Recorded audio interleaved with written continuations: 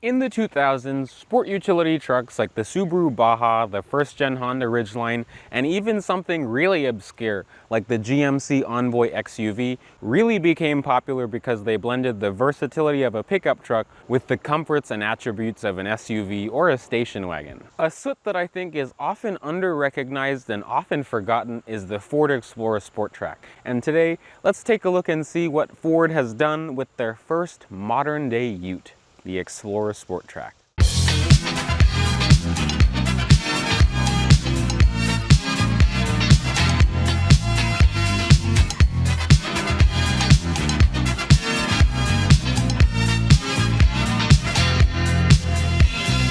This marks the second generation of the Explorer Sport Trac. The first gen honestly looks very similar to this. I didn't know that there were two generations until I did this video. The first gen Explorer Sport Trac came out in 2000 for the 2001 model year, and it used the front end of the Explorer Sport, that two-door model. This one, being the second gen, uses the face of the newer, refreshed second gen Explorer. So the first gen Sport Trac used a few parts from the Ford Ranger. In the second gen, Ford really wanted this to be an extension of the Explorer, and they gave it an independent rear axle. But this is still a body-on-frame, well, SUV truck thing.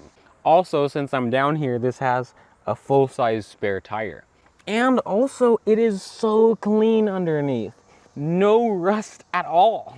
This Sport Trac in particular belongs to my friends the Conrads, and they've actually had it since 2008, and that really makes it one of the cleanest Explorer Sport Tracs I have ever laid my eyes on. Although this one is a more base spec Explorer, being an XLT with two-wheel drive, it still has a few packages on it, like the convenience package that added automatic headlights, an auto-dimming rearview mirror, and also Ford's keyless entry keypad. This one also has the XLT appearance package, which adds different 17-inch alloy wheels and running boards.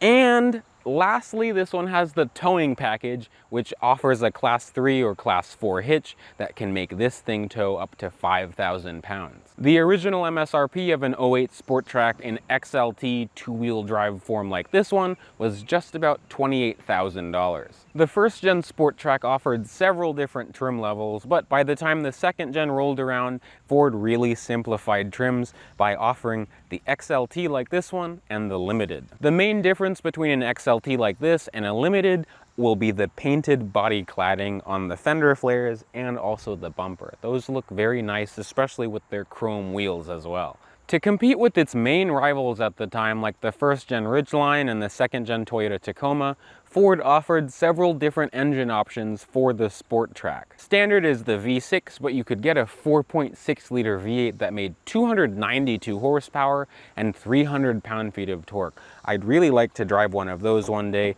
but let's talk about one of the most tried and true Ford powertrains in their truck lineup ever. I introduce you the venerable 4-liter single overhead cam V6. You'll find this engine, of course, in the Explorer Sport Trac and the normal Explorer, but also the Ford Ranger at the time as well. This is known as the Cologne V6. And in this application, it makes 210 horsepower and 254 pound-feet of torque. Reasonable numbers, especially considering back in the day. The Tacoma made 236 horsepower, the Ridgeline made 250 horsepower, pretty decent. But again, if you wanted more power to compete with, I think, the Dodge Dakota V8 and the Chevy Colorado V8, this could get a 4.6 liter V8 from the F-150 that would allow this thing to tow up to 7,000 pounds and make up to 300 horsepower. The 4.0 like this one is paired to a 5-speed automatic, but 4.6 models could get a 6-speed automatic. Rear-wheel drive was standard, but all models could option Ford's Control Trac full-time 4-wheel drive system, which in this case sent most of the power to the front wheels and then would send power to the rear wheels if it was needed. It did have the option of 4 low and 4 high as well, but really weird that in full-time all-wheel drive setting, front-wheel drive. Fuel economy for this V6 two-wheel drive model was rated at 14 in the city and 20 on the highway. That's not that much better than the 4.6 that got 13 in the city and 19 on the highway. Similar to other weirdos in this segment like the Honda Ridgeline, the Subaru Baja, and the Chevy Avalanche, the Explorer Sport Trac is only available in one cabin bed configuration. That 4.5-foot bed does get a little bit small. Again, since this one has the XLT appearance package, it has these running boards and these different 17-inch alloy wheels. If you got a bare bones XLT with no options, you'd get 16-inch alloy wheels. I actually do see those a bit, but on limited models you could get 18s, and also if you wanted different wheels on your limited, you could get a limited chrome package that offered a different chrome-faced 18-inch alloy wheel. You can blame Google for showing me the brochure for these, but oh my god. Despite Ford lengthening the wheelbase of the second gen by 4.5 inches compared to the first gen, you still have a pretty small bed at 4.5 feet. It is very useful and it's competitive to something like a Baja. It's actually bigger than the Subaru Baja, but Ford actually put a lot into this bed. First of all, it's fully composite, so it can't rust and you can't poke holes in it. That's something I like that the Baja has, the Ridgeline has. A few trucks in this segment back in the day had this. A lot of these will come with this very nifty tonneau cover that opens in two ways, but you need the key to open it. First, there's this lever back here that flips the tonneau cover up like this, just like other tonneau covers. Makes it very nice, and then it has built-in rubber stoppers on it, and you can't lock people in here because it actually has that latch that kidnapped people can pull to get out. But this lets us look a little bit more into the bed. Ford puts a lot of little posts that you could wedge wood in to organize the bed of your Sport Trac, and there's also 3 different compartments in the bed of this. It's not like the Honda Ridgeline with its built-in trunk. There's 2 cargo compartments that can easily fit any small tools or bungee cords in this example, and they're both waterproof. On this side, there's also this power outlet, but it says it's a 12-volt, 20-amp max power outlet. But now we can close the rear half of the tonneau cover, which it immediately latches like a door. It's like a trunk of a car. Close the tailgate. Thankfully, it's actually pretty light. And on the cab side of the bed, there's another one of these little keyholes and buttons. And if you push that, well, unlock it first and then push that, that raises the front half of the tonneau cover. It makes it very versatile and very easy to put things in and take things out. And you'll also see the largest compartment in the floor, which you can put all kinds of things in. I also find it interesting that Ford makes you know that you're in a Sport Trac because it's embossed in the bed itself.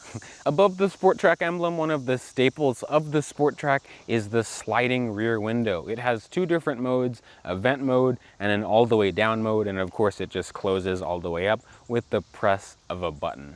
I almost forgot to mention the Sport Trac staple. These hooks, you can tie things down, so tie big things across, and it really makes it a practical vehicle. I've seen these with bed caps as well, so you really can expand your Explorer Sport Trac to your desire's ends. In terms of towing, because this one has the Class 3/Class 4 towing package, Ford rates this particular base 2-wheel drive V6 Sport Trac to tow 5,100 pounds, but you can tow up to 7,100 pounds with a V8 rear-wheel drive Sport Trac. And that tow package actually adds a 7-pin trailer harness and a really hefty looking hitch.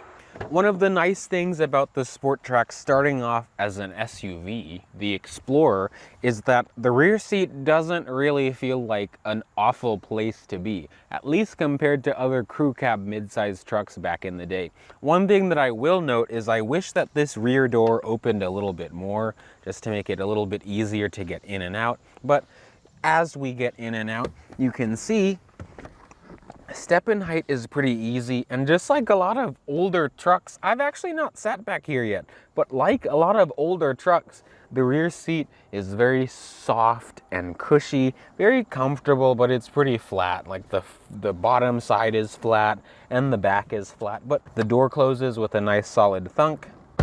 And speaking about the door handles, at least the door handles to get out, are all weird in this. It's this weird latch that you have to pull. When I first got in this, I almost didn't know how to get out of it. But I'm actually pretty comfortable back here. I'm 5'9".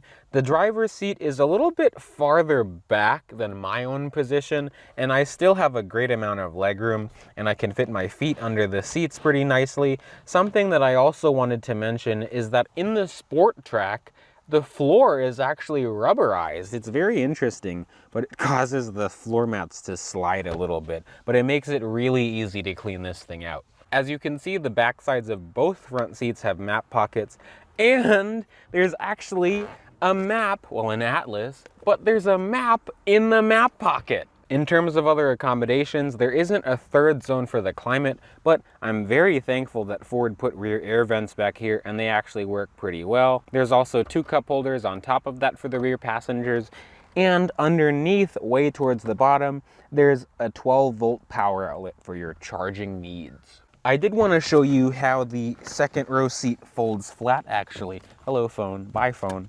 There's this one lever, well, first you drop the headrest down, which is very easy, and then this one lever drops the second row seat down, and then that lets you fold the seat pretty much flat. And then there's some storage compartments back here. Now, because of the XLT appearance package, if you're a little bit shorter, the steps make it easier to get in, but I don't use them. But getting in the front seat of the Explorer is also pretty easy. And if you're used to Explorers and Rangers of this era, it'll be pretty simple. The door closes with a nice solid thunk, even with the window down. This thing, I will say, really does feel well built. Ford did a good job at the time. I'll be honest, I really did not give these credit, but I know the interior of this is pretty basic with its blacks and grays, but everything feels really well built. Nothing creaks, well, you know, plastic, of course, but it's a truck. For being a truck interior, a base model truck interior, it's actually pretty nice in here. This is the key fob for the Sport Trac. Ford's been using this key fob forever, since the 90s. I remember I had a friend with a Mercury Sable that had this type of key fob, but no push button start. So you put the key in the ignition, and start to go.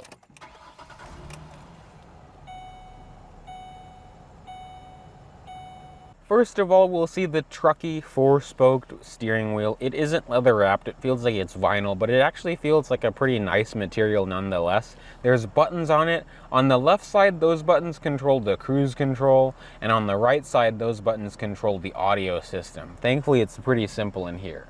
This one, having the convenience package, added automatic headlights, but this one does not have automatic wipers. And just like on the rear doors, the front doors also have these interesting door handles as well. Only the driver's side window is auto down, but not auto up. There is cloth inserts on the door cards, which look pretty nice, and there's 2 big cup holders, or bottle holders, that fit my 7-Eleven water. I find it charming that Ford wants everyone in the Explorer to know that you're in an Explorer, because Explorer is embossed on every single door card. As we look up at the gauges, they're very simple. You just have a tachometer, a coolant temperature gauge, speedometer, and a fuel gauge. There is, surprisingly though, a trip computer and a few other little bits of information like estimated range and fuel economy that are in this tiny little screen here, but you have to push the little needle on the gauges itself. Towards the center, this one has the base head unit. In 08, Ford actually started offering their sync system with Bluetooth and a few other things, and then you could get navigation on a limited model as well. Down below that, you'll see that there's a little army of blank switches. And on the right side of the traction control button would be the controls for the 4-wheel drive system. So that's how you know that this one is a 2-wheel drive. Underneath that, this one has single zone climate control. It's actually very simple to use. That's what I like about these older cars. You just turn it on or turn it off. There's 2 kind of small cup holders. Let's see if it fits my bottle. It does barely fit my bottle, but they are on the shallow side. Behind that, there's a little compartment that you could put pens or something, and there's another power outlet down there. The center armrest is pretty comfortable, pretty decent feeling material. If we open it up, It reveals a decent amount of space with an aux jack and another USB port. There's also many compartments that you could put CDs and note cards and all kinds of things. This is a very practical little thing. Now I wanted to talk about the seats. Just like the rear seats, at least in this XLT, they aren't crazy supportive. They're cloth in this one, and imagine, 2008, I mean, this one only has 100,000 miles on it, but it looks flawless. Both front seats are manually adjusting, but the driver's seat has adjustable lumbar as well. But the seats themselves are pretty comfortable. Unlike the rear seat though, these seats are a little bit more firm, which I don't really have a problem with. And they offer a reasonable amount of support, but I feel like on longer drives I'd get a little bit fatigued. This one does not have a sunroof though, but this has two consoles up top, one compartment for sunglasses or anything else you want to put. But a lot of 2000s vehicles had this, and I really don't see, I mean, because of HomeLink, I don't see this often. This one has another compartment that you could put your garage door remote in and then leave it in there and then just push it depending on, you know, where you press. That'll click on the opener itself. Very clever. My dad's 3rd gen 4Runner had a feature like that as well. I was really impressed with this thing when I first drove it around. I was like, wow, this steering actually feels decent. Like, it has a nice weight to it and it feels nicely maneuverable. I was pleasantly surprised to see how tight the turning circle was turning this around. Now we'll see how the acceleration is.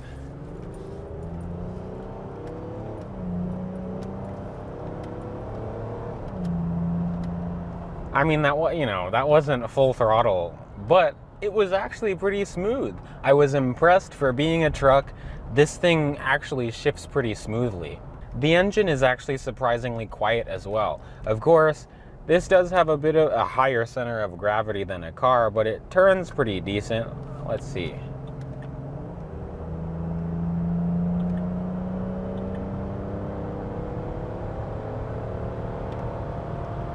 It's a smooth engine, smooth powertrain. You don't really feel the speed, and at high speeds, this one really feels like it. This one really feels brand new. Doesn't really wander. There's actually not that much road noise. This is very civilized on the highway. Ride quality is pretty decent as well. It does, you know, you can see the truckiness of this powertrain because it's not the most responsive, but that's not, I mean, that's not something that I would be asking of this thing that often, you know, to use all the beans. There's a man in the street.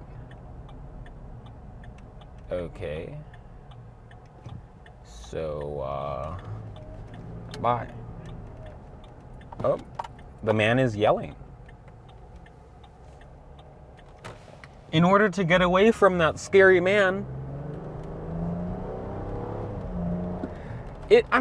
I'm actually impressed by this transmission. The 5-speed auto is very smooth. I don't know how it is in terms of, you know, how it is at 200,000 miles, but this one with 107K really shifts buttery smooth, and it's actually pretty confident in its shifts as well.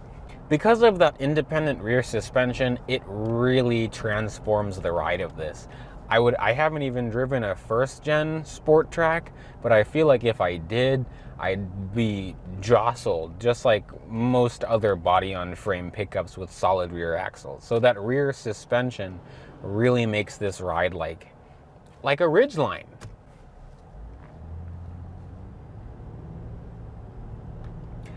Yeah, under normal acceleration, the motor is really quiet. I mean, you can hear it, but you're actually pretty isolated from the sound of the motor. And I feel like I'm pretty isolated from the road itself. With these 17s, it rides real nice. It's not too soft, not too cushy. It's the nice amount of firm. Like, let's see. Like, it takes bumps so well. It's actually really nice to drive this. Of course, it's not gonna be like a luxury car, but considering all the pickups that were out at this time, and those weren't that bad either. You can't go wrong with any of them. I mean, some you can because of rust issues, but this feels really well built and pretty solid. A nice solid ride. I like that this also still feels pretty rugged.